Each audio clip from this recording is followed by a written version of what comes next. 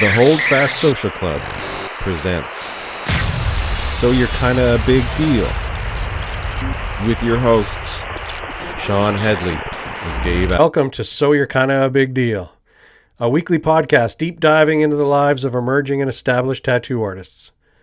Listen in as we dig into origin stories, industry hot topics, and what it takes to survive in the world of tattooing. This is Tattoo Shop Talk. It's funny, it's crass, inspiring, and sometimes we get it right. Join your hosts Shawn, Hedley, and Dave Allen every week as we host a new guest. So what's up? Not much. Smiling, Dave Allen. How you doing, buddy? I'm good. How's your week been? It's been good. Busy. Lots of jiu-jitsu. Nice. Lots. My body is reminding me how old I am today. Oh, I know. Fuck. It's hard when you're almost 60.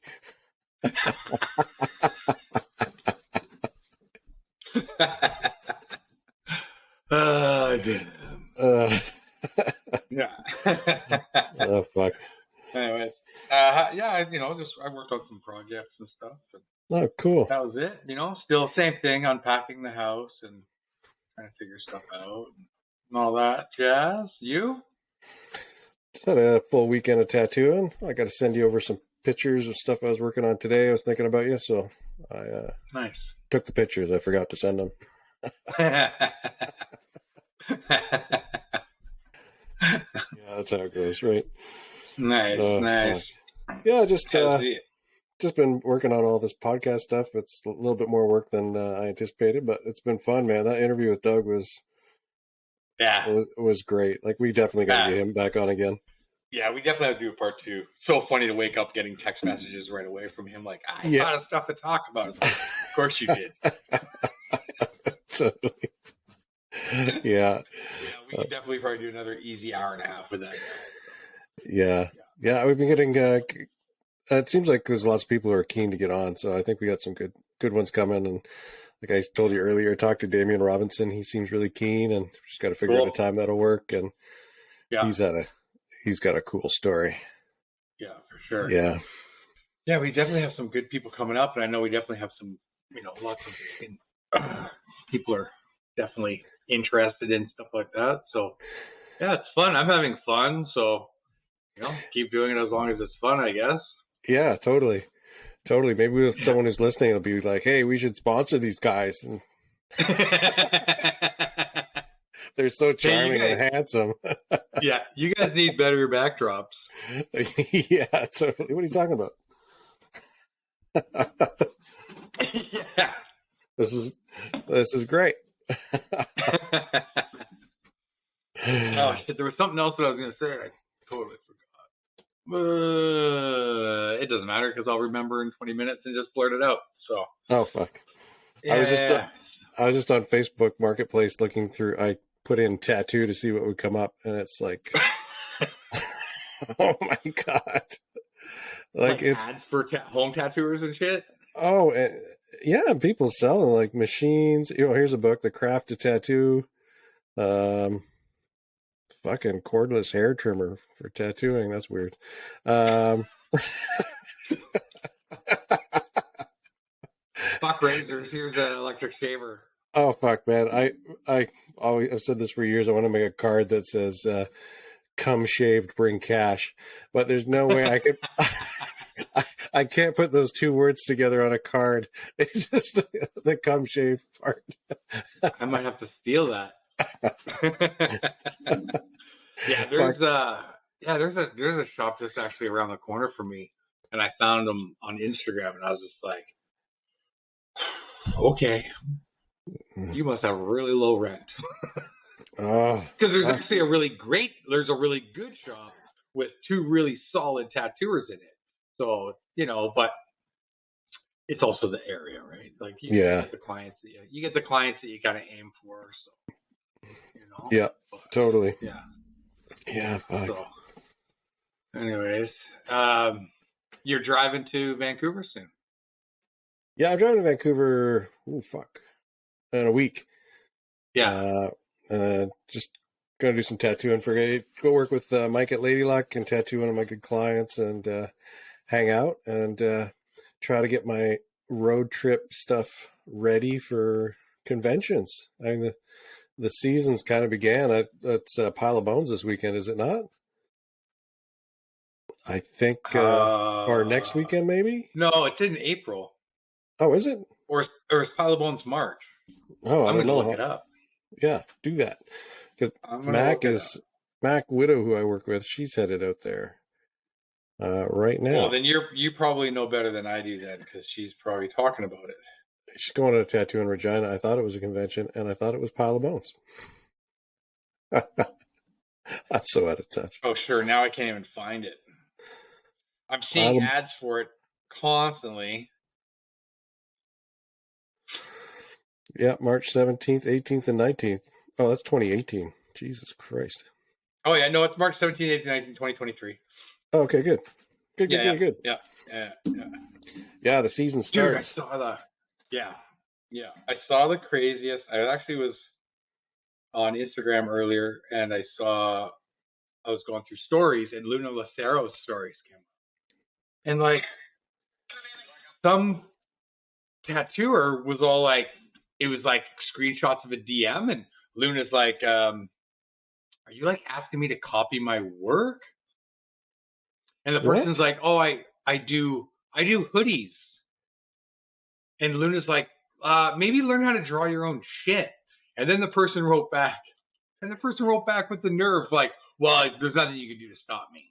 What? Is a tattoo shop? Yeah. Like, oh my. Another female tattooer from the States. I was just like, what the fuck? That's so unfucking believable. Right? Who the fuck? Like, okay. Like, who the fuck? Who is it? They've already changed their name and everything. Yeah. Oh, fuck. But I was just like, what the hell? I'm like, because I immediately went and I was like, oh, they made their thing private. And, and I was just like, so I'm like, why did you even reach out then? Like, yeah, totally. Oh, that's just fucking. I mean? Like, yeah. So anyway, super lame. But of course, that happens all the time. But it's just weird that like it's in the DMs where it's like, I'm gonna steal your shit. And there's nothing you can do about it. Like, wow, okay.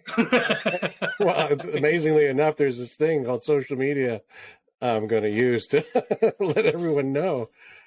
Yeah, like, yeah. So, fuck. Oh my god, that sucks. I'm glad I'm not good enough for people to rip off. Yeah, it's nothing I've ever worried about.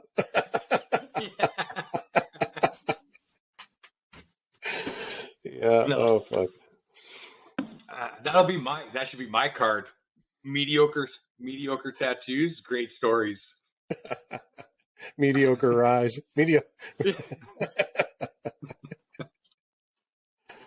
Oh my god. Jesus. So what else you got planned coming up? I'm coming up there to see you. That's kind of the highlight of my spring. Yeah. Oh, sweet. Nice. Yeah, I'm pretty excited. It's going to be a fucking road trip to remember for sure. Yeah. You and Tamlin have anything coming up though? Like more snowboarding or killing yourself some cross-country skiing? Yeah, she had some friends up this weekend and she did something like 60K in the last 3 days cross-country skiing. I know. I'm busy working and it's like, I'm out. Yeah. Yeah. I walked like 40 feet to my really cold car this morning. Ooh, nice. That's brave of you. That's some cold therapy there. Wim Hof. You're so brave. Yeah, but I breathe like this. Fuck this. Daylight savings time today. What the fuck? I know. Fuck. Oh, well.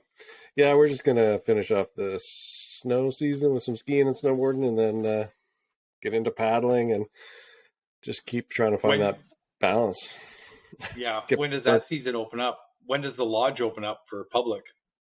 The club is open all year. There's people paddling. People went out today. We had probably 20 people go out yesterday. Yeah. Yeah, people are pretty hardcore about it. Yep. I know. Okay, yeah. Well, yeah, I guess the lake's not frozen, right? So no, it's just cold as fuck. Like, it's a mountain lake. Yeah. It's like 3 degrees outside. Yeah, fall in, you better get out fast. Yeah. Well, if you're good, you don't fall in, right? That's the idea. Yeah. You guys don't have too many beginners on the winter. No. I'm thinking about trying paddleboarding today. So, okay. We just watch the parking lot and make sure they got back okay. Check for cars. Like 2 a.m, piss. Why is that car still out there? Yeah. Oh, fuck. Oh, fuck, yeah. Oh, excellent. You have any big projects you're working on that you're sending me? What are they? I was working on a sleeve today that pearl diver. It's pretty cool. Nice. Yeah, I always wanted to do that.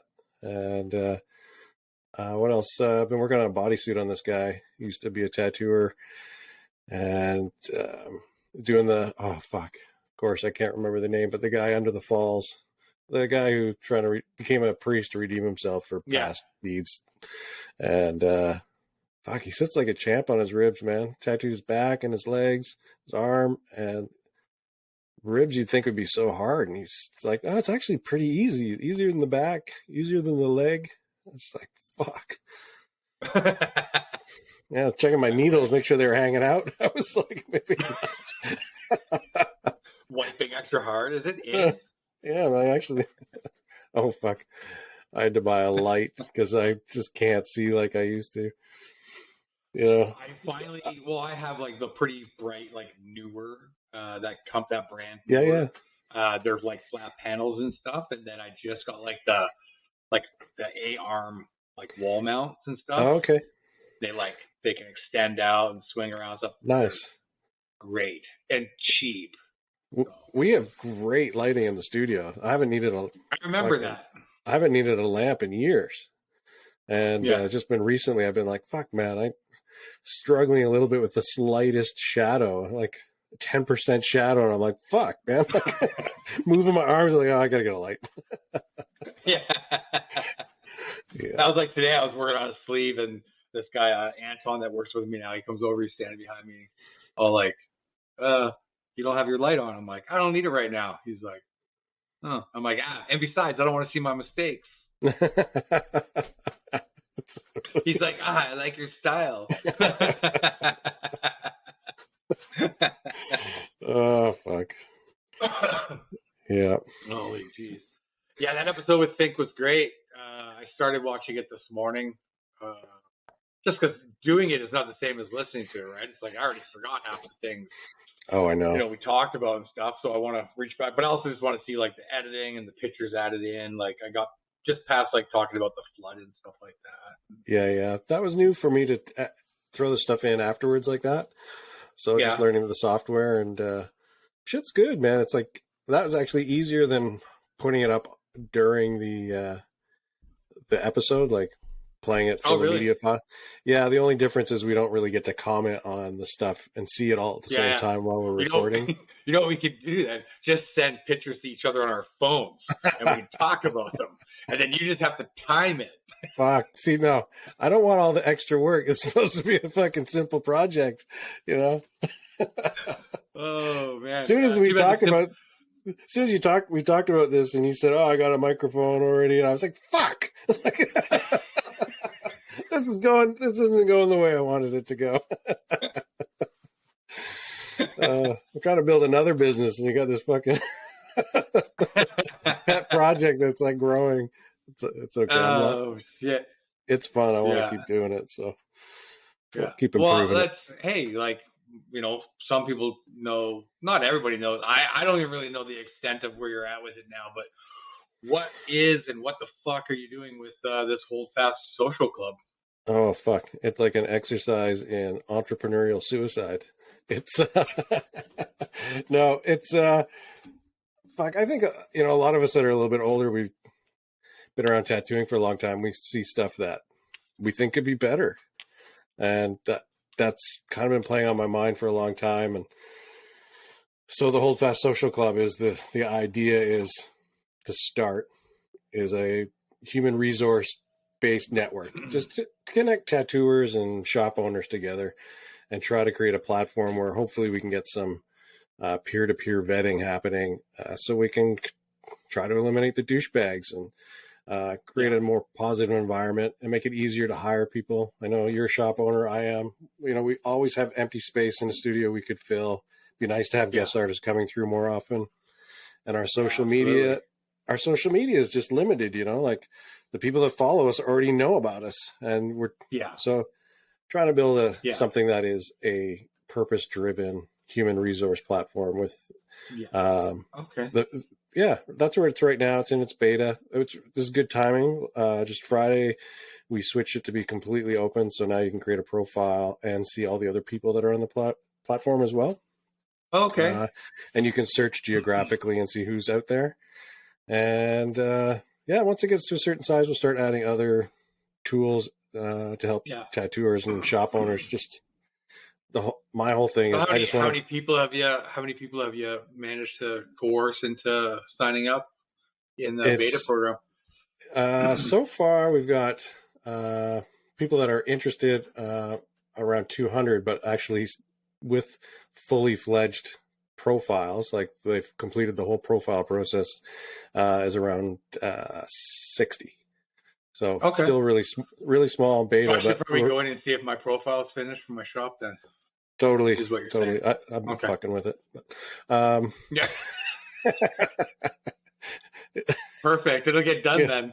Yeah, totally. No, dude, I'm trying to I tried to be good and I should upload shit to Google and stuff.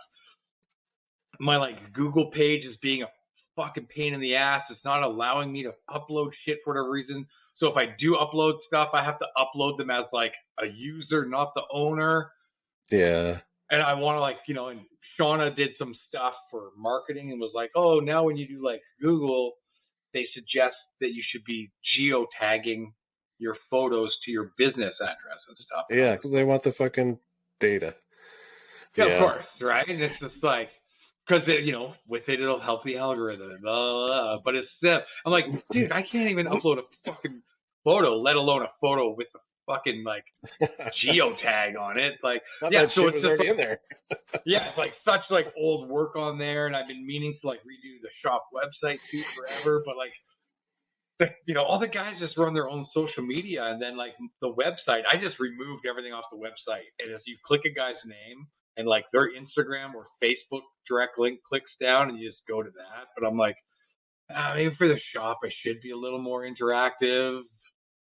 Yeah. And then I go to jiu-jitsu instead. Yeah, exactly.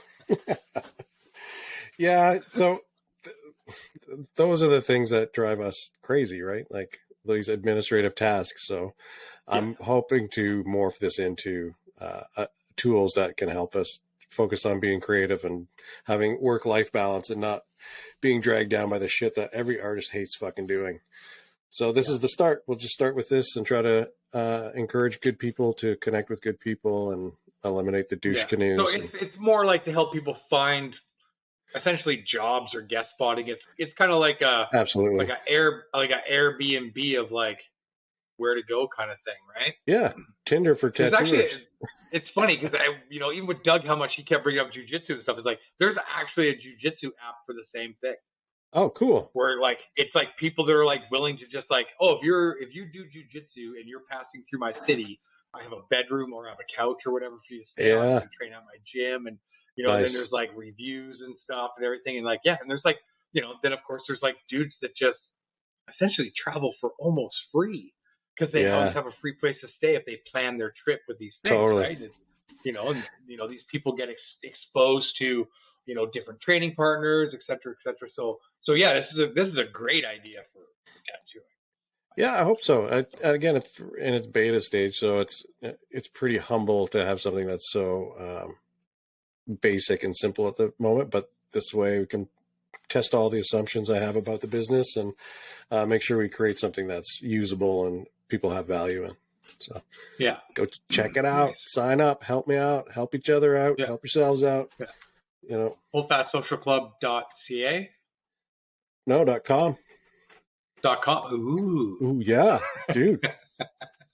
It's big money there. Big money. If you're wondering why the website's so shit, it's because all the money went into the domain name.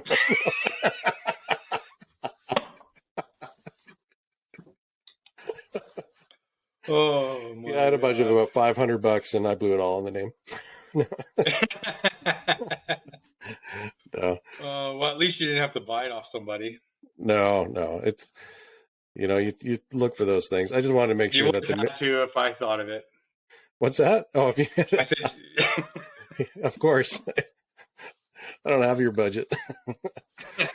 hold fast social club, eh? Oh, interesting. Weird. Yeah. Like all those old .com squatters when they were jumping on like Verizon and Coca-Cola and all that shit and making money. Smart. Fuck. Now you have to hand that shit over. You Yeah. can't do that stuff anymore. So Yeah, I wanted to make sure that I had some kind of association with the docuseries so people would understand of that course. where I'm coming from and trying to make tattooing a better place, and Yeah. that there's some integrity there and it's not just some fly by night shit. Yeah. Hey, where the fuck can people watch the movie now? A customer asked me that the other day. This, Because it's not on YouTube anymore. Holdfaststaygold.com. Oh, you and the fucking .coms, man. You look at you. No, dude. Fucking high rolling. I take all that fucking Christmas money from my mom and I buy .coms.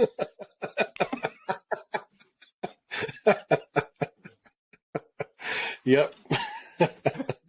MakeItRain.com. I got that one too. I'm going, oh, Jesus.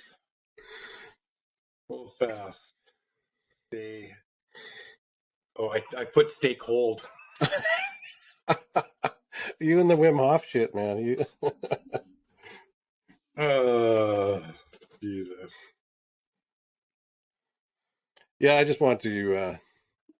It wasn't getting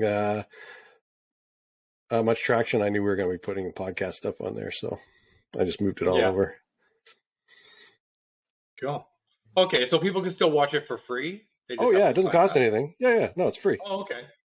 Yeah. Cool. Yeah, you just got to sign up. Okay. Super easy. Good to know. Yeah. All right. Cool.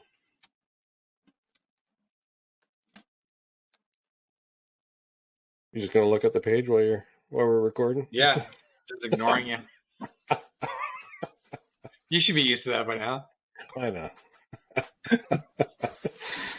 We're going on, what, 30 years? What's that?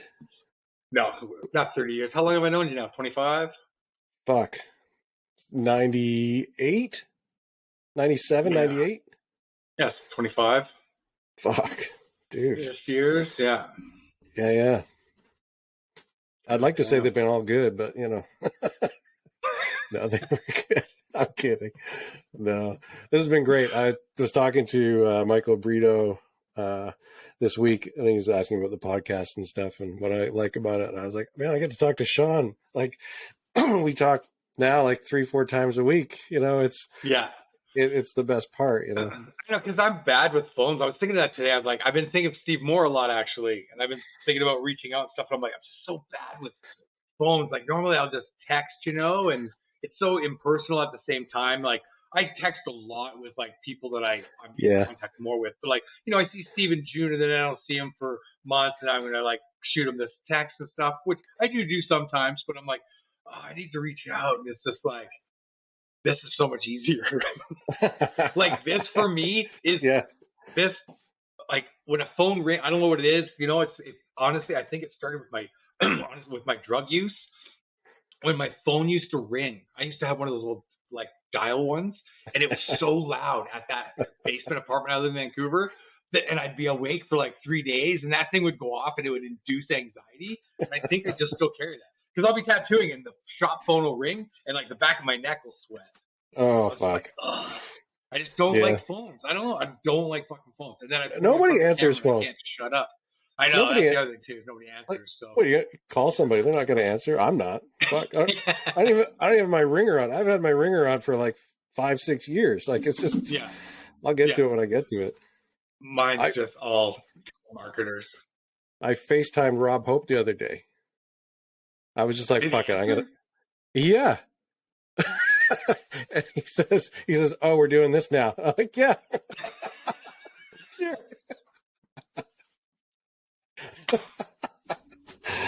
Yeah, so we had a good conversation. Oh, that's so funny that he answered. You know what?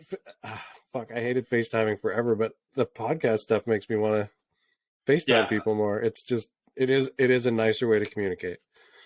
It really is, like seeing a person's face stuff. It's funny, and it's cool with even with Instagram. Like, you know, you can FaceTime on through Instagram now too, right? So it's like see somebody online, super chatting a quickie or whatever, and like So I think Jory Helms is going to be. I think he's reached out. Yeah, I just got an email from Jory too.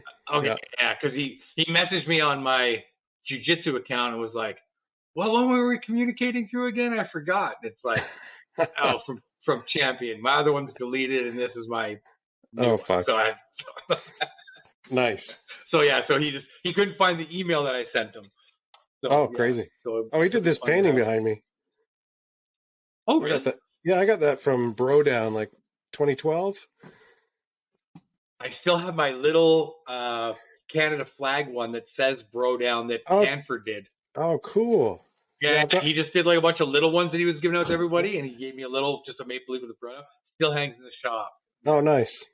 Yeah. That was a fun weekend. And then, of course, I got the Rob Noseworthy hawk.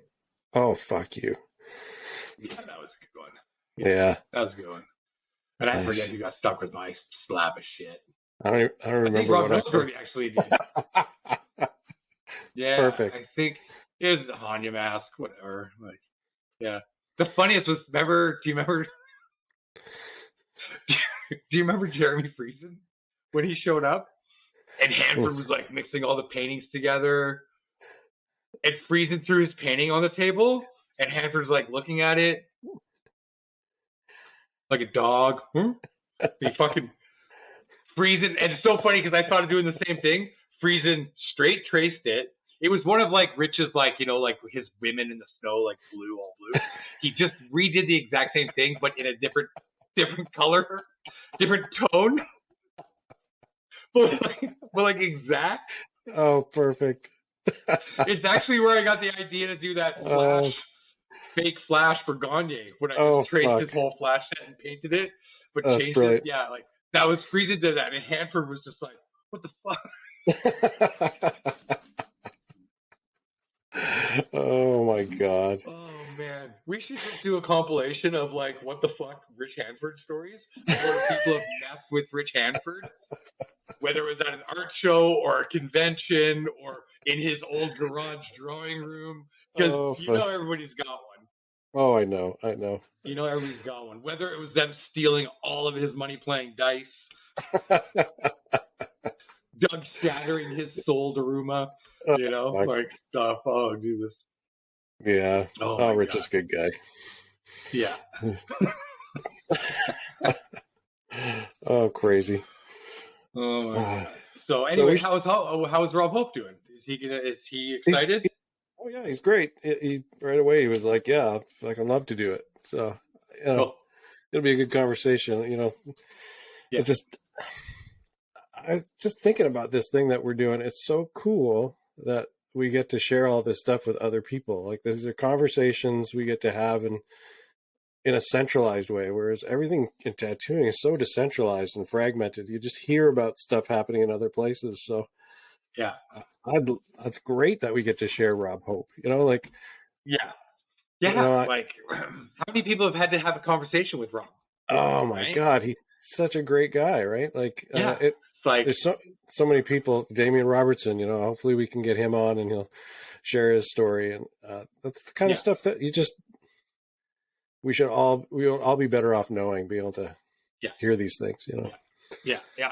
Honestly, I'm excited for every guest, and I'm really excited that we're really just going to try and reach like so many different people that we haven't met, you know, from all different, like, not even genres. I don't really care what genre they do. I more care about like, what was their journey into what they're doing and stuff like that. And because like everybody has a similar story in the kind of the way they got interested, but not everybody has the same story of how they got into it, right? No, or even how they progress through it too, right? Like, yeah, like someone like Luna, she got into tattooing. It took her a long time to get into tattooing, longer than she's been in it, but she accelerated through it super fast. And other people, it's a completely different story, right? Like, yeah, different challenges. Yeah, so, yeah. And then we have little Miss Allie Mae Tex in end of this month. I think so. Yeah. Okay. Yeah, that should be interesting. Yeah.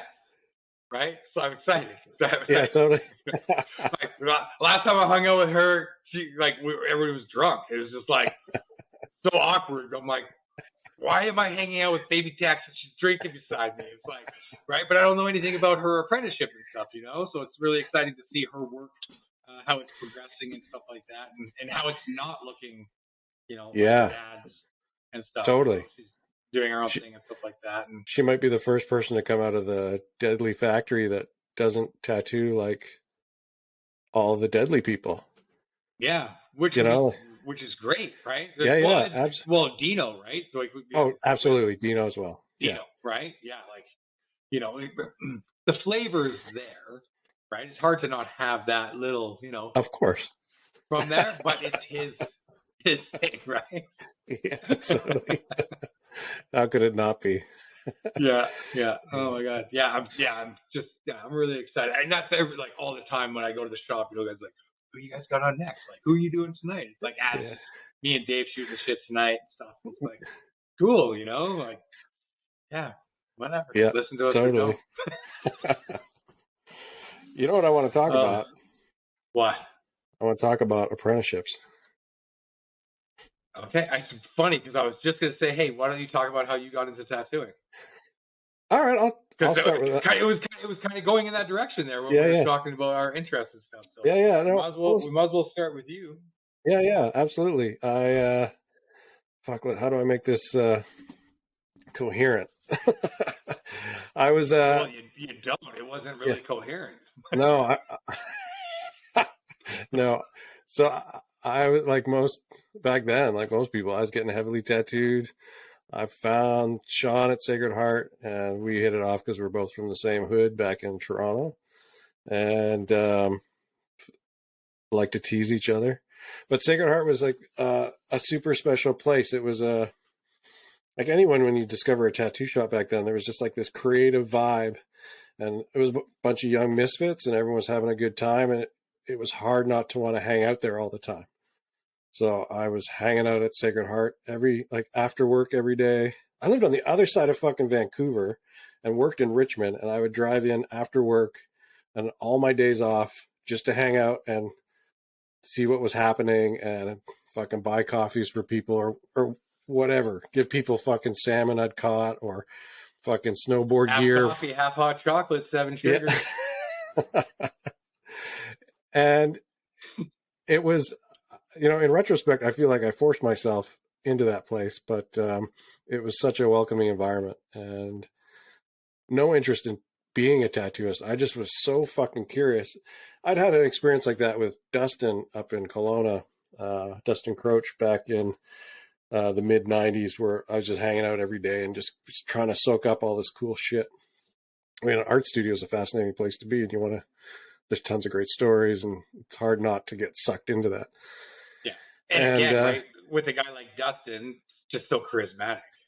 Oh, yeah, like a big personality. And I mean, there was no small personalities at Sacred Heart either. I mean, like, come on, fucking, let's face it. That's what I mean, right? Like, you walk into a shop and there's like, not just like all cool, but it's like you have somebody like Dustin, very charismatic and stuff. Of course, you're going to want to spend time there, right?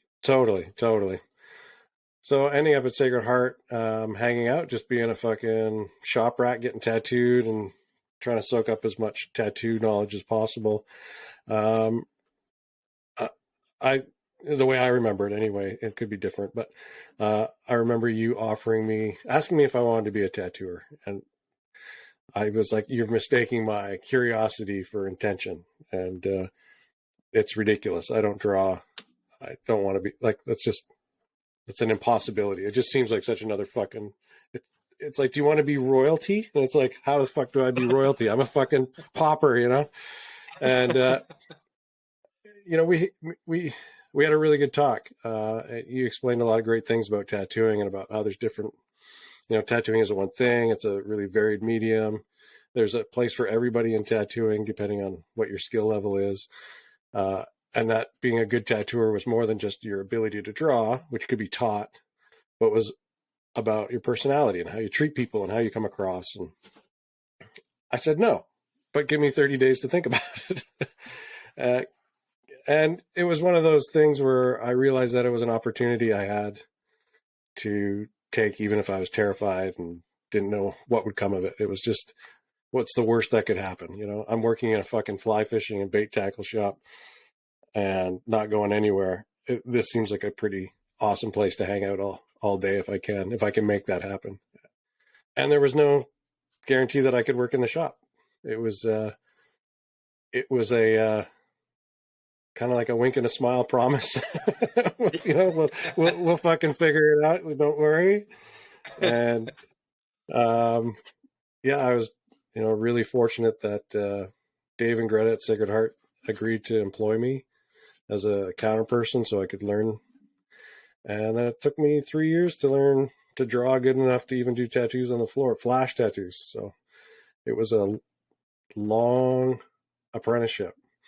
And I had not just Shawn, not just you as a mentor, but everybody that worked there took a role in helping me along. And always eternally grateful for that. I think the biggest thing when I look back was I don't remember anyone teaching me how to tattoo. I don't remember anyone teaching me really how to draw, like little things. But what I learned was what it means to be a good tattooer, like a morally good person, like how to really treat people and what's expected of you, and that you're serving other people and to get over your fucking self. And that took 3 years.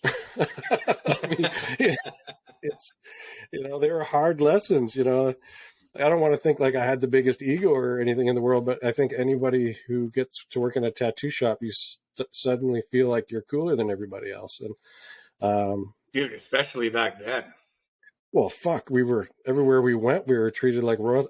I worked counter and I was fucking in the front of the line at every bar I wanted to go into. Like, any club that we walked to, and it was like, oh, Sacred Heart guys? Yeah. No problem. You know what I mean? Like, I could go to fucking Graceland and do like the most ridiculous shit. And the doorman would just be like, that's all cool. Somebody else did that, though they get tossed, right? It's yeah, like totally. Going to Time Bomb, like urban wear distribution and stuff, and just shopping, like warehouse prices, and going to like, all the snowboard distribution places, and just walking in and just being able to like shop.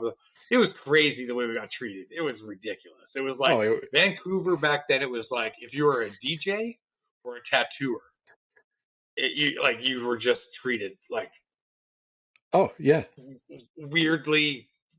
weirdly pedestal high. Like people would fawn over you. It was embarrassing to tell people you were a tattooer because their reaction would be, "Oh, no, please stop." It was a really weird time, and that really played with some people's heads, and or some people who wanted to be. It was also like, and it wasn't just any tattooer. I like you was very fortunate to be. I was one of the early guys at Sacred Heart, and that was a very well-known shop, and kind of putting tattooing on the map. Aside from, of course, the old-time guys were there. It was like the next gen guys were coming up and stuff. So we were like the young guys that like hung out in different circles that everybody wanted to hang out with or get tattooed by and stuff like that. And it was a crazy time for sure, man. Like. And we were all so different. Oh, fuck yeah. So different at Sacred Heart. Not just personalities, not just like style of tattooing, personalities, the way we like everything was so different about all of us. Lifestyles were different. Like lifestyles were so different. Yeah. And we worked together so well. Like for the most part, for the longest time, Definitely near the end for me, I was probably causing stress for a lot of people. right? But when you do a lot of drugs, you don't think of that. You think I'm only affecting myself, right? Yeah. So, yeah, but yeah, it worked so well for so long. It was a special place. I can't thank. Well, there's no one that I didn't work with there. I can't thank enough. Like everybody, even people I didn't enjoy working with, contributed immensely to my becoming a tattoo artist, even against what they thought was their better judgment. It wasn't like 100% universal support for me. So, and that's fair. I think that happens quite often. But it's, an apprenticeship is a really special thing. And I think we should talk about what an apprenticeship is. I don't think there's there's nothing in tattooing. There's no guidebook. There's no one's handed down rule. Yeah. Right. And it's changed a lot. An apprenticeship today is completely different from what it was 30 years ago, Well, yeah, you were cleaning the shop, you were making needles, you learned about machines, you were drawing flash, you were doing all that. A lot of people aren't doing any of that. People definitely aren't making needles. Definitely nobody's making, pens and rotaries. I know that's also fine. You know what I mean? It's a new tool and it's a good tool. Why not use it, right? You don't need to, but it's I don't think somebody needs to do that stuff to be a good tattooer, but I do feel a little bummed out for them that they got to miss out on that piece of tattooing. Well, I think what people miss about all those kind of things, like cleaning the shop and making needles and learning to build machines and all the other shit, tracing flash, it's not about what that thing teaches you necessarily. Sure, you're going to get knowledge out of that you need, and the repetition is important, but it's more about teaching you and seeing if you're dedicated. Can you do this monotonous thing over and over and over and over and over again with consistency, because that's what your career is going to be. That, yeah. And also what I think people don't realize is if I started a business and if I start a school, I'm charging you to learn it, right? I'm charging you to, I'm going to teach you how to weld, but I'm going to teach you because you're paying me. Yeah. I'm not getting paid. No, I know, I'm not crazy. I've never been paid. So it's do this stuff. And if you don't want to do it, it's this is you paying me. You tracing this flash, you cleaning the shop, you learning how to make needles, you learning how to build what's going to eventually be your own tattoo fucking machine that you're going to tattoo with it. That's you paying me to give you this knowledge, right? And it's something I'm more than happy to give and stuff like that. But some people, it's just give. It's well, yeah, I think that's, I think until you're within the fold, you don't understand how much a mentor is giving up for you to learn how to tattoo and how big a gift that is. They're basically giving you the ability, they're removing a barrier to entry, and the barriers can be really great in some communities and they can be really low in others. And they're giving you a way to support yourself and possibly your family for the rest of your life. Yeah. And if they're not really asking for much, or they don't want to do it, there's no reason to feel entitled or disrespected. It's a huge thing, I'm amazed that you've had apprentices, and I'm grateful to have been one. I know Michael Johnson, Michael Tattoo Sangha, is super grateful. You've produced, 2 apprentices that are still your friends to this day and care about you. Yeah. But that's not the way most apprenticeships go. No, a lot are just get up and run now. You're tattooing right away. I just came across an Instagram page the other day, and the person's like, "Oh, I got my apprenticeship." They're all super excited. They got an apprenticeship. It's cool, good for you. And it's 3 days later, it's them tattooing. And there's different ways. That was fast. I'm not gonna knock a mentor's. I'm not knocking it, but I'm well, that was fast. Not even on themselves. Not even on themselves. They're totally. I've never apprenticed anybody, and I would never go about it that way. I think there's so many things you need to prove. Okay, I'm gonna get my beef out of the way right now. If I apprentice somebody, they're probably going to be the competition in my neighborhood. They're probably going to leave my shop. Like, Yeah. probably within the first year of them, from the day they start tattooing. So if I have them tattooing right away, that's just hastening up them becoming my competition. Now, if they don't have a nice long apprenticeship and I don't build a good fucking relationship with them, they're not going to have the respect to move away and give me some space and not be my competition. You know, they're also not going to learn that they're carrying my name into the tattoo world, you know, and that can be a problem if they're not working out really well. And it's this, I really don't know why people apprentice anymore. It's not like we have a shortage of tattooers, and that little bit of free labor you think you're getting by hiring somebody or impressing your friend by teaching them how to tattoo fucks you in the end, because they just open up across the street or down the road. And now that's if you have 10 apprentices in 10 years, you probably got 10 shops in your fucking city that you fucking started, that you're responsible for. And if you're complaining that you're not busy, that might be fucking why, because they probably tattoo really similar to you. Yeah. And then you got 10 of them probably bad mouthing you because they feel like you didn't treat them right. And it's like, fuck. I see it in the town I work in. It drives me crazy. I'm just like, do we need any more tattooers? Sorry. Okay. No, we don't. We don't. But that's not to be disrespectful to any young tattooers, because I'm a big fan of young tattooers, and I like to mentor young tattooers that already exist in the industry. And I think we need good fresh blood. But God damn it.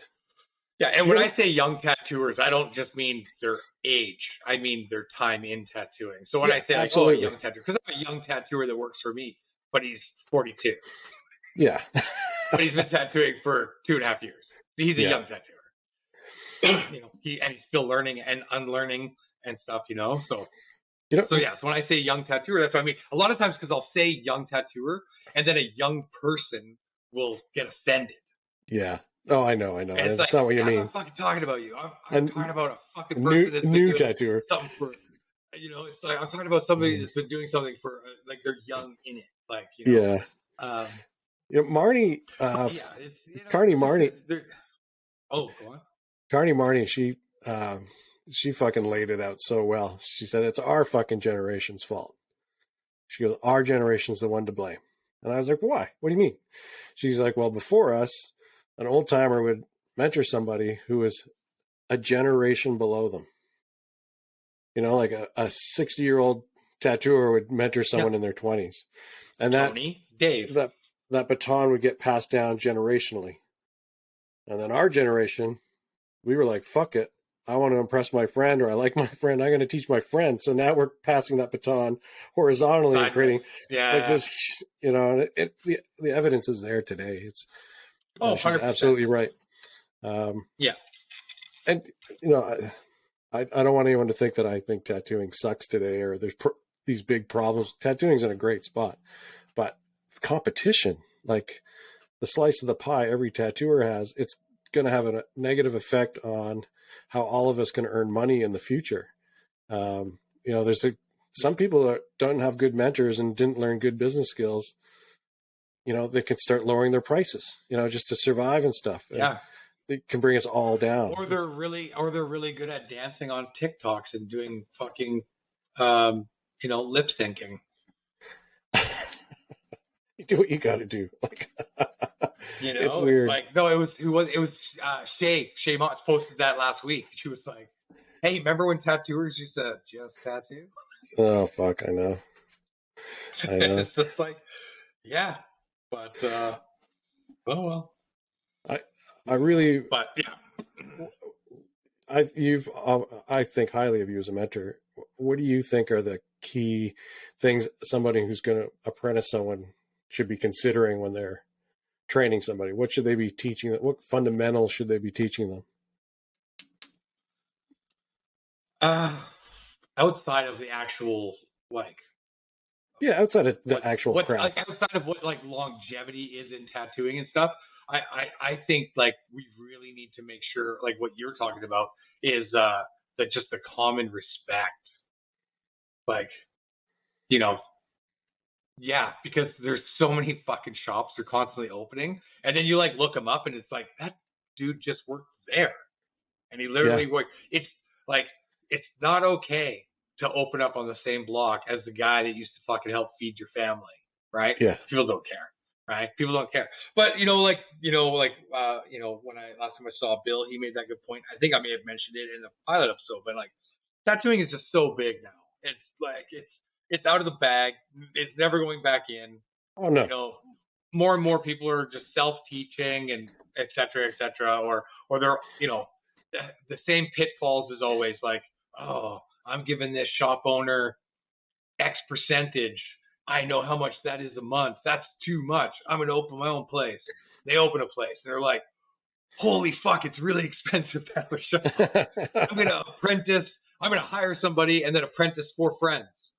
And then we're going to have a falling out in a year. And then they're going to open a place down the street from me. And then they're going to do the exact same thing. I'm going to redo the same thing by apprenticing some new friends that I made. They're cooler than the last friend. And then it's just going to spiral and spiral and spiral. But the thing is that as long as I tell the guys this, be consistent, always be there for your client, be consistent, do a good fucking tattoo, and follow up if they contact you. Because that will always help you in the end. Like, sure, all the social media and all that stuff is a great tool and stuff like that, but just being there and being consistent. Like, if you are kind of at the shop and people are used to dropping by in on you and they can't do that anymore, they're going to end up going somewhere else, right? So I think that just people have to like remember that it is a job, and it's a job where we need to take care of our clients, because if we want them to return to us, not only do we want them to return to us, we want them to come back excitedly with friends in tow and be like, hey, this is the guy I was telling you about. You have to get tattooed by them. I'm fortunate. I get that. Lots of tattooers get that. I'm even getting it where it's like, hey, you tattooed so-and-so, and I really want this. And they send something that is just the total polar opposite of anything I've ever tattooed. And I'm just like, okay, well, you haven't looked up my Instagram. So,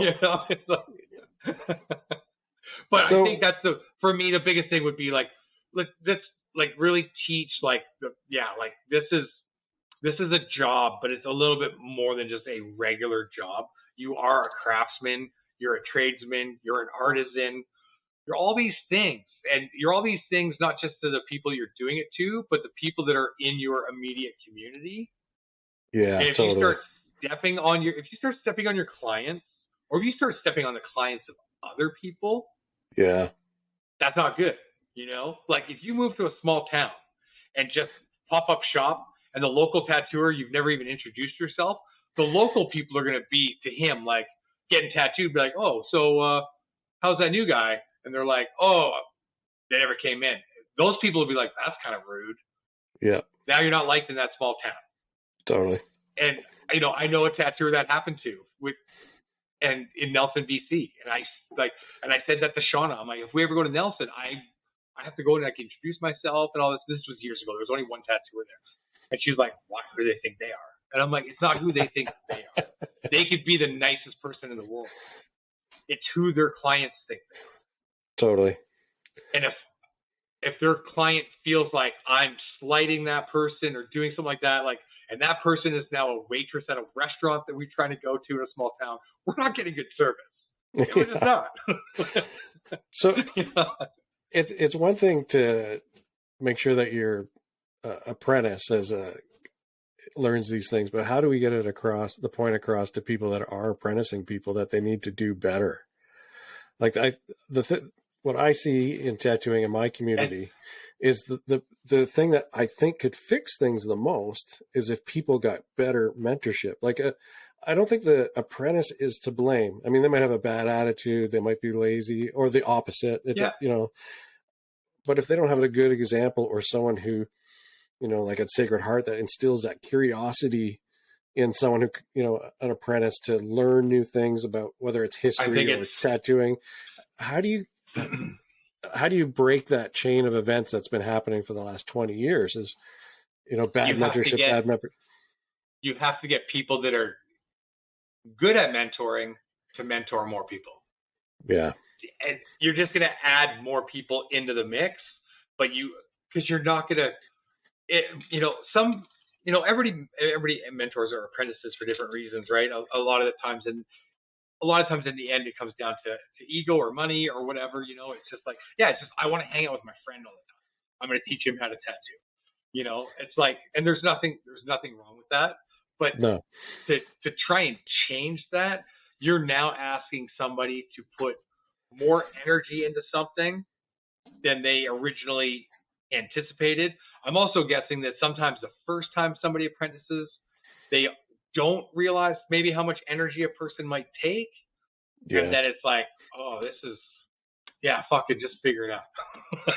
And they just do that. And then, but to get them to like change that, how do you get anybody to change at that point? These are adults now at this point, right? Like, how do you get them to change that? And if they see if their apprentices being loyal to them, sticking up for them, making them money, why are they going to think they're doing a bad job?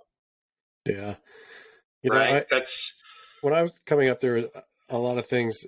People still talk about this. Guys talk about tattoo rules and you don't do this, you don't do that. And I always thought, I didn't always think, but after about 10 years in tattooing, I thought the tattoo rules were, for the most part, a bunch of fucking garbage. And what I realized, though, was it wasn't rules; it was culture. Like you don't tattoo someone's hands unless they have sleeves. I think that's a load of fucking shit. Whatever. If I don't like it, it doesn't matter. There's a bigger conversation there, but that rule was about ethics. It wasn't about fucking tattooing hands. It evolved over time, right? Like, who cares if you tattoo someone's hands nowadays? To have that rule is kind of ridiculous. So I think, what I constantly struggle with in my head is how do we get that kind of tattoo culture back into tattooing? That's not those old rules, but like, when you're mentoring someone, you put in 100% effort like you're supposed to in a tattoo, and you make sure that person gets the best of you to move forward, and you don't turn around and apprentice another one right away. Like, well, you unfortunately you need to convince guys like Chris Anton, Dave C, Rob Noseworthy, Steve Moore, Michael Johnson, you need to convince all these guys that have been around for a long time or are highly respected, fantastic human beings, great tattooers. They need to be mentoring people, right? You need better people mentoring more people than the bad mentors. Right? And unfortunately, because a lot of the people that I don't want to use the word integrity because that doesn't mean these guys that are not great mentors don't have integrity. They're just not great mentors. But I think there's a lot of people that don't want to apprentice because they don't want to be that. Right. Wow, so it's like, I don't know if I want to take on an apprentice because I don't want to be that guy. And it's like, well, why do you think you'd be that guy? You might not be that guy. And it's like, but you might be. Because you might take it on and then be like, this is a lot. I always admired the Dutchman's approach. I'm not sure if he apprenticed anybody or not. I can't speak to that, but I know he mentored a lot of young artists, and I think that's something I would love to see more of, where these quality people that are good tattooers. They don't have to be it's not like they have to be the upper echelon of tattooing. They just have to be really good humans that understand what the craft's about, mentoring young artists and taking them in and really taking a keen interest in them. I think that goes a long way. I would like to see more of that. I know it goes on already, but I think that's probably the start, right? Because those people, those young artists, new artists, they might go on to have apprentices. And if they had a good mentor at some point, they might realize, oh, okay, that's the way to do it. It's not, or maybe I shouldn't apprentice, and maybe I should just mentor someone who's already in the industry. That's the other thing too, right? Like, I'm just going to try and find this guy's name. Yeah, like a lot of people, I think, don't realize like you can still be mentored even though you're tattooing already. Or you can mentor somebody who's already tattooing, right? Like, of course, Of course, like there's going to be some people that are definitely not into it. I can't find his name right now. I believe it's Steph Bastian. I think that's his name. And he's doing an online mentorship. Oh, okay. And Derek at my shop did one of his painting ones. And it's funny, I was actually upstairs at Derek's house when he was doing it, so I could overhear a bit of it. And he was talking about some stuff, and I was like, some of it was like listening to myself. And I was like, oh, that's really cool. He's been tattooing like the same time as me. He clearly cares about very similar things that we do. A lot of us older guys, that'll get accused of being gatekeepers or whatever else. But so and then I saw he's starting a mentorship one, and I was like, that's cool, because that, like that could probably help a lot of people, and that could even help people that have been tattooing for already 10 years in different ways. Oh, absolutely. Like what I would have found earlier on is, because I have lots of great tattoo mentors, I wish I would have found a good business mentor. Oh, fuck. I hate business. Yeah. I'm not a good business shop runner, owner. Like my shop runs, it's fine, but I'm also kind of like whatever. I'm doing it to make money, and it's like that shouldn't be the case. I shouldn't have a business that's technically not making fucking money because I'm not interested in it. Like if I could turn back the clock, I would go and work for Paul Jeffries if I could. Like I would. Yeah, I would hustle my ass to try to get in there, because everyone who worked for him, they fucking had tight fucking studios. Like it was. Yeah. Maybe not the easiest to work with early on. Like as they get older, they get a little looser, right? But yeah, they run tight ships, man. Yeah, like Dustin used to tell me fucking all kinds of financial advice stories about Paul. Like. He set a good example. Yeah. I think it's important to find mentors once you're finished your apprenticeship. I sought out, Dustin was my drawing mentor. Yeah. I learned to draw at Sacred Heart, but I didn't draw well. And Dustin really fucking taught me. Yeah. You were still drawing. Foundational. And then I went and found Scott Duncan, and he gave me a really good, solid technical foundation.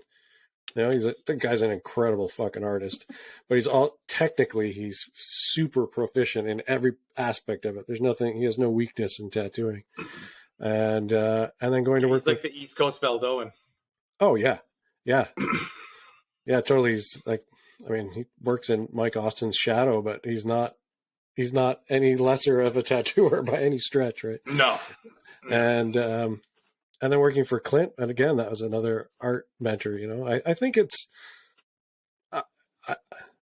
I talk to a lot of young artists, and they don't want to move cities. They're afraid to leave their nest, their family and their friends and everything. And I think that's the worst thing they can do is get comfortable, because they just get complacent and they don't progress. And that's got to be so hard on you mentally once you've been tattooing for a few years if you're not progressing. But do they care? I'm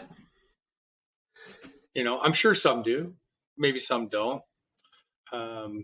That's the thing too. I think with tattooing, a lot of it for a lot of people, it's just a job now, right? It's not the lifestyle that it used to be, where it was as all consuming as it is now,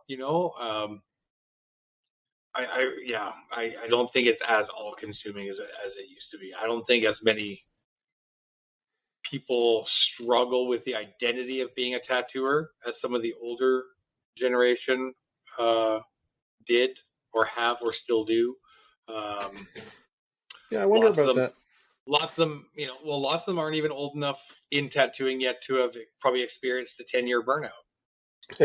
Right? And will they get the 10-year burnout? Because are they actually burnt out? Because, that's the thing with young kids too. A lot of them are smart. They're not working 12-hour days. No, very smart. 5 days a week. I mean, you know what I mean? There's something to be said for burning yourself out and advancing your craft, but they are finding life balance a lot sooner than we ever did.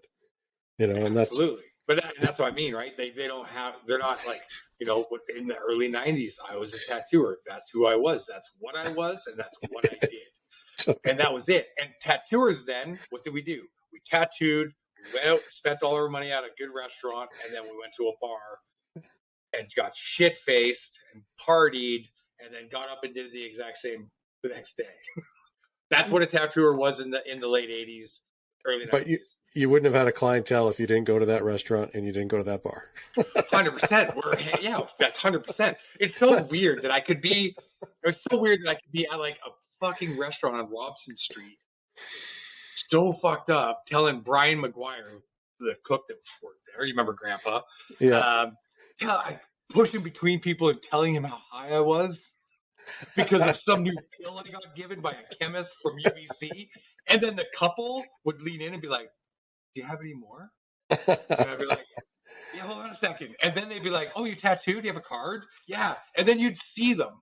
You know what I mean? Like, yeah. I'd be at the bar, sloppy drunk, and people were like, "Oh, you're a tattooer," and give them a card. And they would come and get tattooed. If I fucking with me at a fucking club at 2 a.m. outside, I'd be like, "Yeah, I'm getting tattooed by this guy." Fuck. I wish we had social media back then. If we had social media, that would have been great. Oh my God, dude. It's bad enough that there's photographs.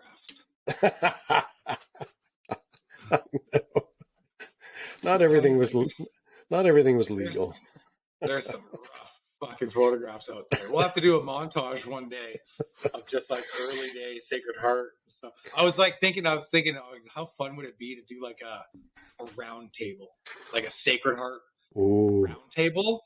And then I was like,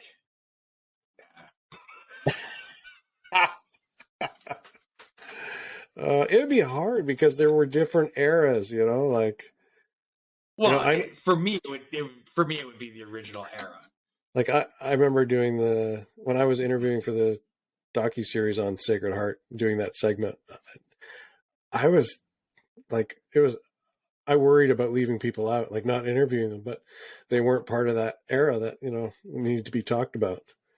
Yeah. You know, it's such the era. Really, that era is pre-90. I could say as early as pre-97, really, right? But yeah. I think you went as far as like probably 99. Yeah, I think I tried to bring it up to 2000, but yeah, it was right around the time they built. Yeah. But that's such a great. The stories from back then will fade into a foggy memory. It's. Mm-hmm. Yeah. Yeah, I know. I've been. Oh my God! Even not pre Sacred Heart, but like even early years of Sacred Heart, Greta used to always be like, "You need to write a book." And then as that progresses, and I leave Sacred Heart, then I talk about stories, not just of like my childhood anymore, but now I have the childhood with Sacred Heart. People are like, "You need to write a book." Yeah, totally. You should. And it's like, you know what's funny is I think it was Michael that sent it to me. Tales from a Tattoo Shop. Have you seen that book? Oh, it rings a bell. I think it's written by that punk rock guy from Manitoba, Chris Walters. Yeah, Chris Walters. Okay. You know who that punk rock guy is? No. He writes lots of books. So he wrote a book, and it was just people submitting stories. I wish I had it on me. Oh, fuck. So Michael sent me a book, and 2 pages were leafed over. And one of them was, do you remember Scabby? It rings a bell, but... Scab, he was a drummer for Minority. Oh, okay, yeah. One of his stories is in there, and it's about me. And I'm like reading it, and they don't say my name, right? Like they don't say the shop, they don't say the name, whatever. And he's telling a story about this time I was doing a graffiti tag belly rocker on this girl, Lynn. Because I'll never forget this. She owed me money. Is it Lynn the bike courier? No, she was like okay. This tall. She was little. And so the outline was already done. It was big, super bold, 3-dimensional graffiti. This is early 90s. This would have been 95 probably. And I remember I was like, she owes me money. I fucking know she's not going to pay me. I just know she's not going to have the money she owes me. And I have a feeling when I'm done the tattoo, she's going to pull So I set up my machine and I just sat there. and I was talking to people. I think I was talking to probably Woodley, maybe even Rob Hope, like a couple people, and I was just running my needle on the counter. It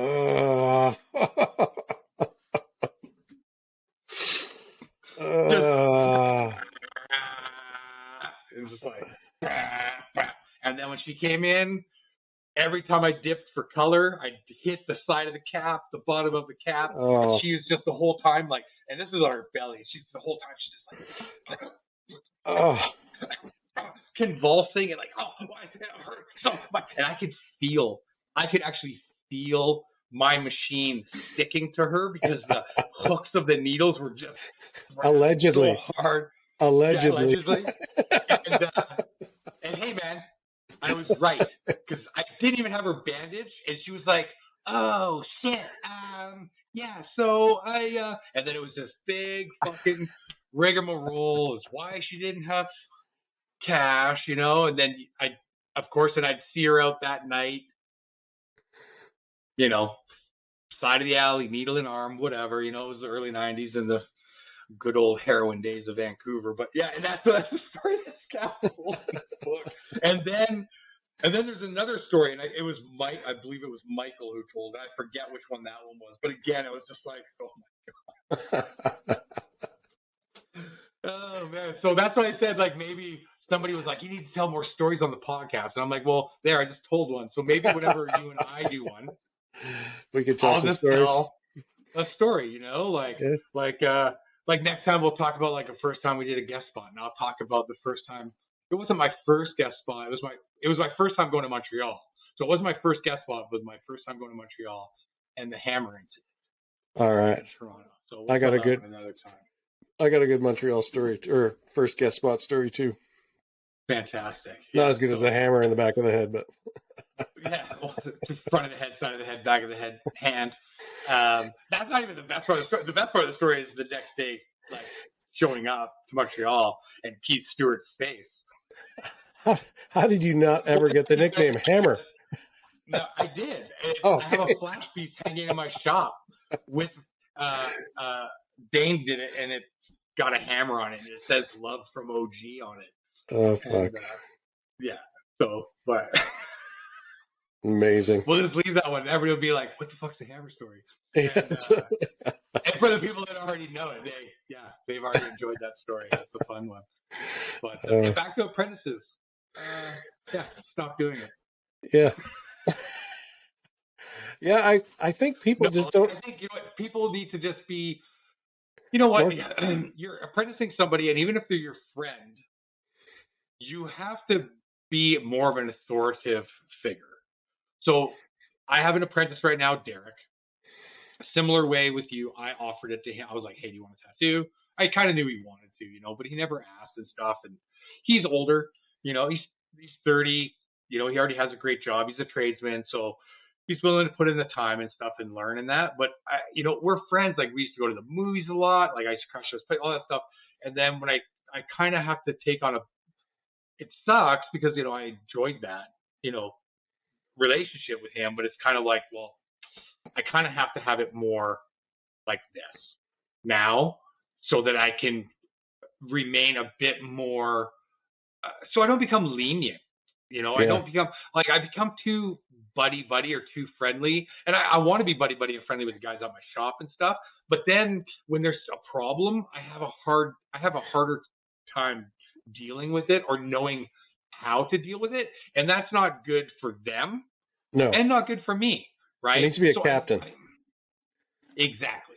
So, I've had that struggle. That's my struggle with owning a tattoo shop is, I don't want to have to be the fucking captain. Why can't I just work with mature people that know what the fuck they have to do? And I'm lucky for the most part, 98% of it, they do know what, you know what I mean? I've had previous, I don't have to worry about them anymore.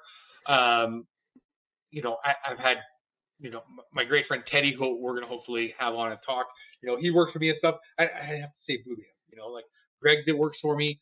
He's been with me 5 years now. Fucking great. Like, he's steadfast, reliable. You know what I mean? Yeah. Like, he'll never give me less. He'll never give me more. He's Greg perfectly. And I'm good with that, man. I know exactly what I have with Greg.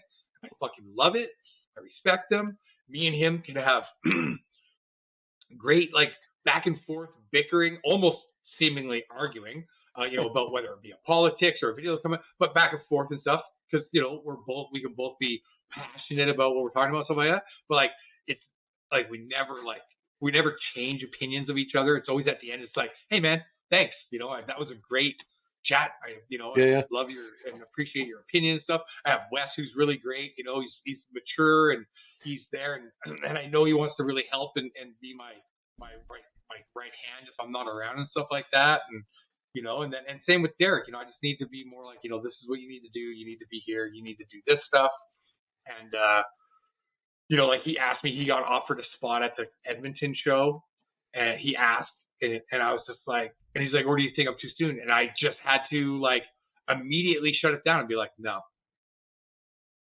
Where like if we were still like super buddies and stuff, I'd probably be like, "Yeah, man, like I think you should go to the convention. I don't think you should be tattooing at a convention. You're not ready. Like, You're doing $20. You're doing $20 flash pieces off of like Brian Carr and Ryan Gagne's flash and stuff, right? Like, and you're not doing a horrible job at them. But that, like, the environment at a convention, it's so is not different. where you could be doing that stuff, man. That's high anxiety for the best of us. And I don't mean the best of us as the best at tattooing. I just mean like guys that have been tattooing for even a long time. It's kind of like it's totally just go with your eyes open, absorb. Yeah. So, and I'm just like, I just don't. You don't know, like, and you're not full price. So what are you gonna do? Go to the convention and undercut everybody by $200?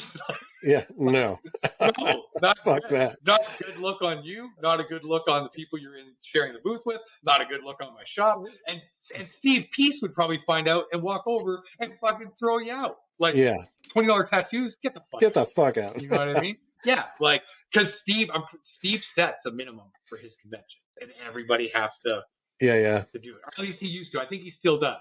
But I remember when we did the Fort Mac one, and he was like, "This is the minimum. Everybody has to be this minimum." He's like, "I don't care what you guys charge hourly. Everybody can be different, but this is the minimum, and nobody goes below this." And it's like, sweet. Right? Do you think good? Do you think that when picking an apprentice, if someone wants to apprentice, should we be talking about a minimum of what that person should bring to the table? I know I get approached for apprenticeships all the time, and always in the wrong way. Do you get approached in person? No, not ever. Right? Which, like, from my side of the table, that's a big no-no. It makes no sense. Like, you have no chance. And from their side of the table, they don't know any better. I get it. So I don't engage. I don't email them back. Nothing. I'm like, that's just not even, you don't even get a return email if you're emailing me for an apprenticeship, because what are you giving? Like, what's in it for me? Zero. I don't need a payday. I'll talk to you and I'll advise you. I'll even try to help you find a mentor, but you need to come in and talk to me. And I've written some big responses to some people, depending on. I've read their email, and it's been very thorough. And if they point out in their email that they don't really know what to do or how to go about it, and they have questions about that stuff, that's when I respond. Yeah, see, if I do get those ones, I always respond, go to shops. Yeah. Go get tattooed by people whose work you actually like, and you would like to, possibly emulate, and you need to spend time around that person, and don't ask for an apprenticeship right away. Yeah. So how you start. Yeah, the last person I responded to, I asked them who else did they send an email to, because I could tell that it wasn't like personalized to me. It was just and they're like, every shop in town, and I just didn't respond. I was like, I mean, kudos, like it's ballsy to even answer me. Like, do you ever search their name when you see the email? Do you ever search it? No, I haven't done that. So I do that first, because a lot of the times it starts with like, "Oh, I love your shop so much," and this and that. And I find them on Instagram or on Facebook, and they're not even following my shop. And it's like, you're not getting nothing in return from me. I'm not even going to send back "Hey, how's it going?" Nothing. So the next step for me is, if they come in and they approach me personally, I want them to bring in some work. I send them away. I do what Paul Jeffries always said. Bring in 3 completed drawings. And that's as far as I've ever gotten. Like no one's ever come back with. No one's come back. That's so crazy. I've had people approach me with their portfolios, asking for advice and asking for critique, and I've definitely been as kind as I can be and give the best advice I can. But what worries me is that there's a lot of potential mentors out there that are, unscrupulous. They're borderline personalities already because tattooing has such low barrier to entry, or they had really poor mentorship. And I worry about them getting preyed upon and having a really negative experience. Like most of the young artists I've worked with don't even want to talk or entertain a conversation about their mentors because it was so fucking negative. And that worries me because that's a really dark stain on tattooing. And it's just, the stories are horrible. Like there's a lot of people who aren't getting tattoo apprenticeships and they think that that's what a tattoo apprenticeship is because they hear those horrible stories. I don't know where I'm going with this, but I wish we could. I'm gonna make fun of you. I'm gonna fucking tease you. I'm gonna do all those fucking things. I'm gonna haze you, like as an apprentice. Is it going to be like I did it in the 90s? No, I'm old and soft now. But I'm still going to haze you. But that's the thing is that, that's a rite of passage. We're still doing this. You know what I mean? It's like fucking Paul at my shop, poor young kid. He's like the quietest kid on the fucking planet. And it's like everything gets blamed on Paul. If the fucking phone rings, it's like, Paul. Well, but I think that's coming from that's coming from some a place people can't take that. Yeah, no, but it's coming from a good place though. It's not you're not being sadistic and trying to hurt somebody and getting off on their pain and misery and using them. There's a big difference. Big difference. I'm not sexualizing them. Well, I sexualize Paul a little bit. Can you send me a picture later? No, the funniest thing is what we love doing is actually teasing Paul about his sister.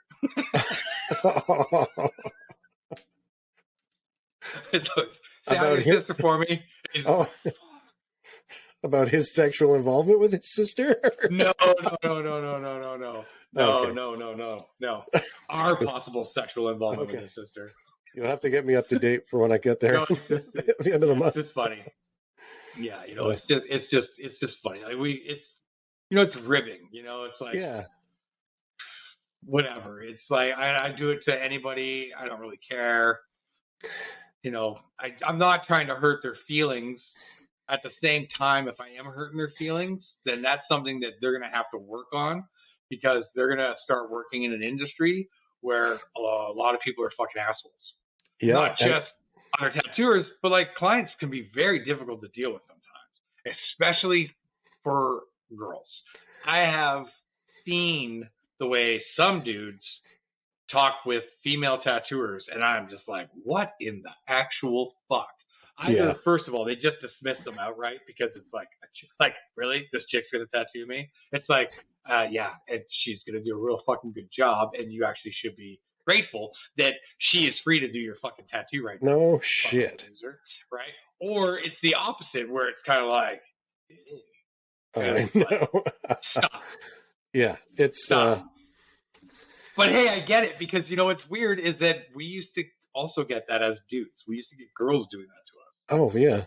Right, but it's different. It's different. It's totally different, right? It's totally different, and I know it's different.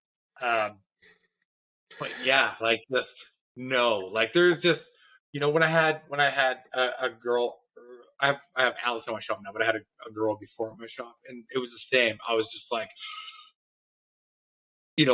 she runs late sometimes, so I would always tell her, like, you let us know if you're tattooing somebody that has, slid in your DMs, been inappropriate at any time in this like client relationship of getting tattooed, you let us know so that we don't leave you Totally. at the shop. You know what I mean? Like we say, and I would always ask, like, you know, she'd be setting up for one. I'll be like, you know, do you need me to stay or whatever? She'd be like, oh no, this is so and so. I know them or whatever. I'm like, okay, cool. Like as long, you know what I mean? Like that's the fucking last thing I'm not even, that's not the last thing it has nothing to do with my shop. That's the last thing that I want to have happen to a young woman. Oh fuck. That I could possibly, you know, help intervene in that situation. Totally. And so yeah, that's just, it's so fucking different, right? But it's just, it's like, man, it's like so many people. I remember I said once before to Sam Smith, might have been Beans, might have been around. Jordan, it was one of the Hudson Hart Project tattoo, essentially festivals at Classic when everybody's just there having a great day and stuff. And Sam said something, and I was like, ew, I don't like girl tattooers. And she was just like, what? And I was like, no, I'm a fan of many women tattooers. And I'm like, but girl tattooers? Sounds a little immature to me. And she was like, oh, that's fair enough. She's rad. She's rad. But you're right, though. You have to protect, if you're mentoring somebody, a younger person, you have to prepare them for what the tattoo world can be. Because it's not like, you know, I don't even want to say Kelowna is so easy and safe, because it's not, because there's some fucking creepy tattooers in this town. And creepy people getting tattooed. The same way there's creepy Uber drivers and creepy fucking everybody. But right? It's not as, if you want to go work in a bigger city, like I worked in Scarborough, and that I would never want a younger person to go work in the environment I did unless they were prepared for it. Like, yeah, it was combat some days. Like you know, like literally combat. Like you have to be like, and I don't think an apprentices can't appreciate that is an environment they might find themselves in. So I think they misunderstand how we might try to prepare them for that. Yeah. And that's a good mentorship that prepares you for that, I think. I worked in like what was Art of Torture? Maybe 250, 300 square feet, the first Art of Torture on Sherbourne. And we were right beside the YMCA, which the bus would drop off from Kingston Penn and all the other places, because that's where they would drop them off, and they have to stay there until they got their halfway house placements and stuff. And we'd be tattooing to tattoo shop. Yeah, and we'd be there till 2 a.m, and dudes coming in shit faced with their, brand new prostitute girlfriend because they got their out of jail money, and I didn't get her name on my arm, and it's just like, okay, and fights there, and like my friend John McNamara fucking curb stomping a dude because he got weird with somebody in the shop, and John just dragged him outside, stomped him, and then tried to throw him in front of a bus. And the bus stopped luckily in time. It's like another time, oh fuck, man. At least once a week there was lots of blood on the sidewalk out in front of that little shop, because it was just not a great neighborhood, that name attracts that. Art of Torture. Yeah, and that was a long time ago. That would have been 1990, 90. Yeah. But right. And that was a crazy environment, man. It's just and I was young, you know what I mean? But I was fucking street savvy, you could handle yourself, all that kind of shit, you know what I mean? But I remember my one friend Drew, he was going to Ryerson. Funny enough, was on some real heavy charges of conspiracy and stuff, so he couldn't be out late or whatever, so he'd be done Ryerson, but before he had to go home for his house arrest, he'd want to hang out, so he'd come to the shop and draw and hang out.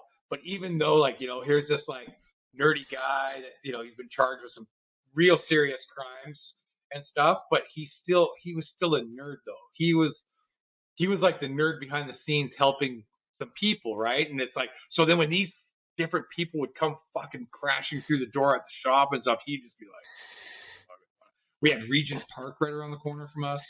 Oh fuck yeah. So we had, you know what I mean? I'll still never forget a guy. I won't say his first name. His last name though was Scary. That's how he went. Hey, my name is Scary, and he's just big fucking biker dude. It's like, cool, what do you want? And he's like, I want to like that Swiss cheese shit all around and stuff. Like, no, like the torn skin, like the stuff like that with like some. I was like, oh, and I was biomechanical stuff. I was like, do some biomechanical. He was like, yeah, whatever. He's like, just make sure that there's a giant Nazi flag in there. I'm just like, okay. Oh fuck! Like, fuck. You know what I mean? It's like I'm like on this fucking 135-pound, heavily tattooed fucking kid that's been in a lot of fights and stuff. This is a full-grown lumberjack man. Like, it better be good, like, kid. 270 pounds. You know what I mean?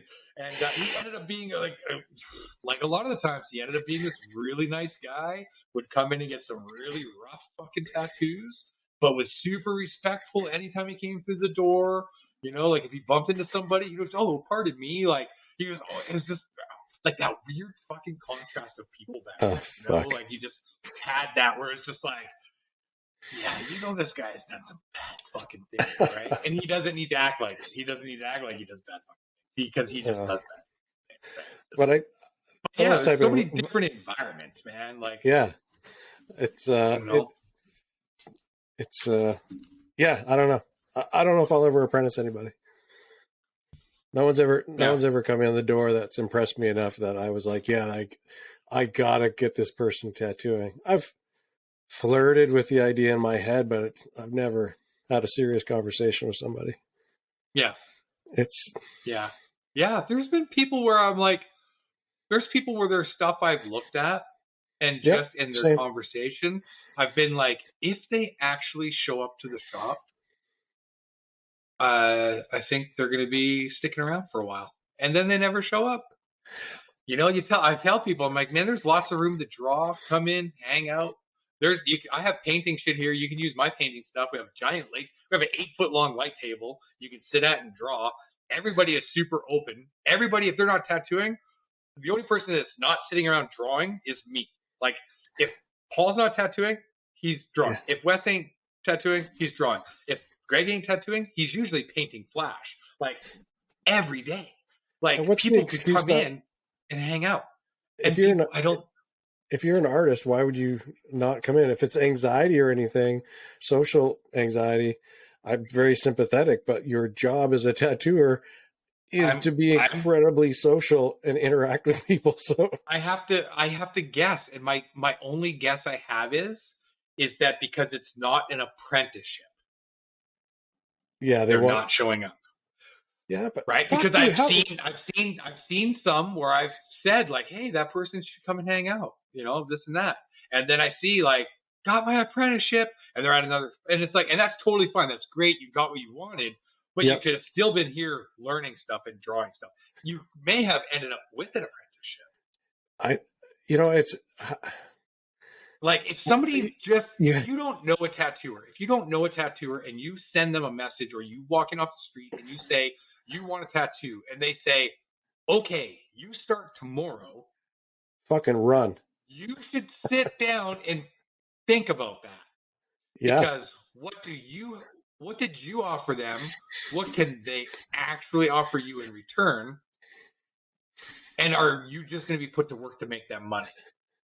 Which I guess is fine if that's what you want to do. But if you want to actually learn the trade and the craft of tattooing and stuff, you might want to look for an actual apprenticeship that includes a mentorship. Yeah, a hands-on. But I think a lot of kids want hands-on now. Like with Derek, everybody does. Yeah, for sure. Like with Derek, I'm letting him tattoo a lot earlier than I normally would, and I'm doing that more so even out of me. I even said that I'm like, normally I wouldn't let you tattoo this soon. I said, but honestly, I want to know sooner than later whether or not you can do this because I don't want to put that much. I'm 51 now. I don't want to put that much time. You know what I mean? It's like if I see it, I know I can work on it. And then we'll go from there. And, so I've let him definitely start tattooing a lot sooner. And then that's where I kind of was like, also in the beginning where I was kind of like being a little too easy with what I was getting him to do. It was too user friendly. So now I'm like, And it was actually you posting the hold fast footage of Dustin. And he was like, I was in the shop tracing Flash. And I was like, fuck, why haven't I made him trace Flash? Right? I made him trace some stuff I did have for our Get What You Get machine. But I was like, wait, I made the girl at my shop trace my Mr. Flash machine Flash, which is 100 sheets. I made her trace that shit. Some sheets she probably traced 4 times because I was like, yeah, that's not good enough. So now I'm like, now when you come out on Wednesdays, you trace all that Flash. And then when you're done that Flash, you're going to start on that Flash. And then when you're done that Flash, you're going to start doing the stuff that's on the walls. And I haven't decided yet if I'm going to let you take it off the wall to trace it. Yeah. I think it's important that you have the apprentice. I think kids are so goal oriented. I get an apprenticeship, I become a tattooer, and that's my goal. And they don't even think beyond that. And really what they should be thinking is, I want a mentor that's going to invest in me so I can become a tattooer. But it doesn't even stop there. It's like you need to keep, like, it's this never ending thing. But I don't think mentorship is really what people should be talking about. Yeah. That's why I'm really excited to talk with Allie. Even though her dad is James Tex, you know what I mean? It's what is it? She's a Nepo baby. But like she's going to be the youngest person that we'll probably speak to for a while for sure. And she's probably also like the newest into tattooing because she's still a fresh apprentice essentially. So I'm very interested to hear about her journey and her, because clearly, as a dad, he's going to mentor. It'll be interesting to eventually have him on also down the road and have him kind of talk about the way he came about it. And then it'd be very interesting to find somebody else that we could maybe find and that can carry a conversation that's young and also maybe just going through an apprenticeship or just finish an apprenticeship and also talk about them that maybe that didn't have their dad apprenticing them, but like how did they go about So we'll let's keep our eyes open for somebody. The convention will be a good place to look for somebody. We'll be at the 100%. Edmonton Tattoo Convention, and I think I'll be at the Vancouver Tattoo Convention, and we'll find somebody. And then we'll be at Kelowna, right? So you're going to come out for Kelowna. Yeah. Good. Yeah. You said booth. So I'm like, okay. Perfect. Yeah. I'll come up for it. So I'm not going to do the Vancouver one. So we should see if we can get the van inside the convention hall. Yeah. That would be awesome. I need to get it out every night, though, so we'd have to drive it in every morning and every night. That might be a problem. Why would you have to drive it out every night? To get home. I guess we could ride our bikes or... Yeah. All right. We'll just sleep in it in the convention. No. Not with you. It's not a bunk bed. Ooh, side by side. Big spoon. Fuck that. Oh, actually, you know what? That should be one of the questions. You know how you always ask, what's your top 5 tattooers? Big spoon or little spoon? Yeah, mine. And for me, every week, every time you ask one of our guests what that question is, I think that day who my top 5 are because they're always changing. Dude, I've never been able to put together a top 5. I've never been able to name 5 people. It's impossible. Really? Oh, because I get so caught up. I get caught up in Robert Atkinson, Claudia De Saab, Jill Bonney, Bill Baker, Dave C. There's 5 right there, right? That's what I mean. Then it's ever changing, right? Because now I'm like, oh, I feel bad. I said Dave C. and I didn't say this person. So now it's going to be this person. I know. But they're all like, like they're so. It's always ever changing, but it's also changing just because of maybe what I'm working on or what I'm thinking about that week. You know what I mean? Like the first time I saw like Jill Bonney's work, or like the first time I got to hang out with Dave C. and fucking have him make me laugh my ass off because how fucking funny he is. You know what I mean? Like the first time I saw Claudia's work and was just like, what is this? Like, who is this? And it's like, wait, she's a white woman from England?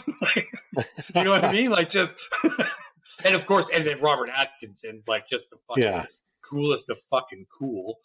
Speaking of which, Luna just posted last week right after the podcast. Robert Atkinson liked some of her photos, and she posted in her story. And I was Oh my God, dude, that would be my career right there. I remember Max Stallhammer made a bunch of shit on my post years ago, and I was like, I love that guy's work. I'm done. I'm good. Same. I had something from Maurizio, and I was like, I just dropped my phone, and Tam was like, "What is it?" I'm like, I can't talk right now. I can't talk. I really want to feel this for as long as possible. I kept going back and checking it and clicking on it and going to the profile to make sure it was him. Yeah. So confusing. So confusing. So a question that we should ask is that we should ask like a convention story, and who have they had the unfortunate weekend of sharing a bed with? Oh, fuck. Because fuck. Nobody wants to admit it, but there's many tattooers that have shared beds with other tattooers. Oh, yeah. And not accidentally. No. No.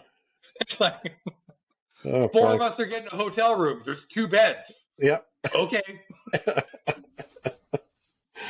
Oh, fuck. Yeah. Oh, my God. All right, dude. We should probably fucking an hour 40. I need to eat dinner. Sounds good, buddy. Yeah. We should do one of these where we're both drinking, though. I think that'd be fun. That would be amazing. And we should do that in Edmonton. That could be fucking problematic. But okay.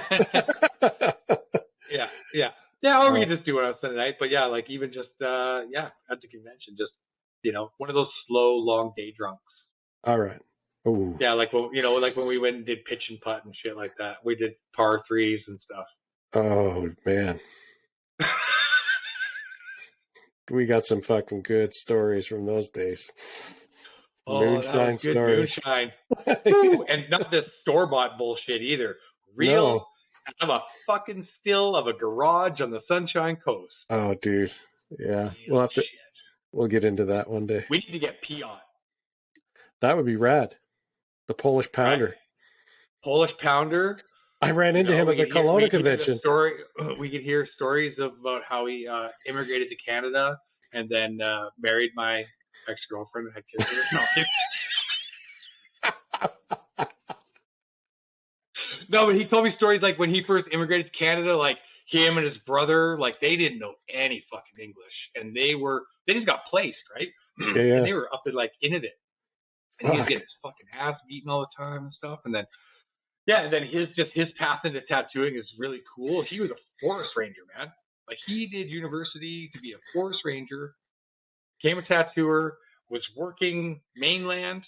I believe he was at Fat City. Yeah, City. Save it. Yeah. Sorry. Anyway, love you, Piot. I'm gonna reach out to Piot. We're gonna get Piot on. We have so many people that we need to get on this. Just more so because again, these are people I would, if I didn't have the anxiety, I'd just call them, or reach out and stuff. But I don't. So this is an even better way to do it because there's just so many people that I'd like to reconnect with and shoot the shit with and stuff. Absolutely. And and of course, just shooting the shit with you every week is a fucking treat that I never underappreciate. Oh, fuck. I've missed it so much. This has been awesome. Awesome. Buddy. Well, love you. Love you too. You have a good night, and we'll chat soon. Okay, buddy. Bye.